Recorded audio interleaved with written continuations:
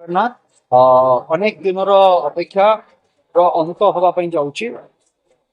ଆମେ ତ ଭାବୁଛୁ ଅନ୍ତ, କିନ୍ତୁ ମୁଁ ଭାବୁଛି ଏଇଟା ଆରମ୍ଭ ହେଲା, ଏଇ ଯାତ୍ରା ଆରମ୍ଭ ହେଲା ଏବଂ ପ୍ରଭୁ ଜଗନ୍ନାଥଙ୍କ ରଥ ଯେମିତି ତାଙ୍କରି ଇଚ୍ଛାରେ ସବୁ ଜିନିଷ ଚାଲେ, ପ୍ରତ୍ୟେକଟି ଜିନିଷ ସର୍ବନିୟମତା ସିଏ, ଠିକ ସେମିତି ଏ ଚଳଚ୍ଚିତ୍ର ବି ଯେତେବେଳେ ତାଙ୍କ ଉପରେ ହଉଥିଲା ତାଙ୍କରି ଇଚ୍ଛାରେ ଚେଷ୍ଟା ହେଇଥିଲା ଯେ ପୂର୍ବ ବର୍ଷ ବି ଆମେ ଆଗକୁ କେମିତି ଶୁଭ ମୁକ୍ତି ହେଇପାରିବ, କିନ୍ତୁ ହେଇପାରିଲାନି।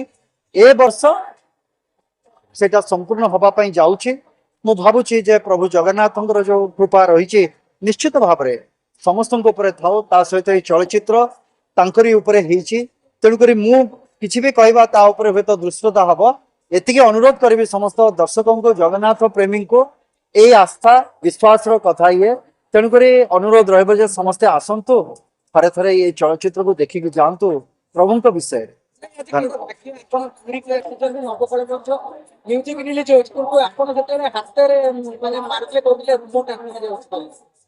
ହଁ ସେ ଅ, ଏ ଯୋଉ ବଡ ଠାକୁର ଅଛନ୍ତି ଇଏ ହଉଛନ୍ତି ଭକ୍ତର ଭଗବାନ। ତେଣୁକରି ଯୋଉ ସମୟରେ ଆପଣ ଭକ୍ତ ଭାବ ସହିତ ବା ସମର୍ପଣର ସହିତ ଆପଣ ତାଙ୍କୁ ଡାକିବେ, ସେ ନିଶ୍ଚିତ ଭାବରେ ଆପଣଙ୍କ ପାଖରେ ପ୍ରକଟ ହେବେ। ତେଣୁକରି ସେ ଦୃଶ୍ୟ ହେଇପାରେ, ଅଦୃଶ୍ୟ ହେଇପାରେ। ଧନ୍ୟବାଦ।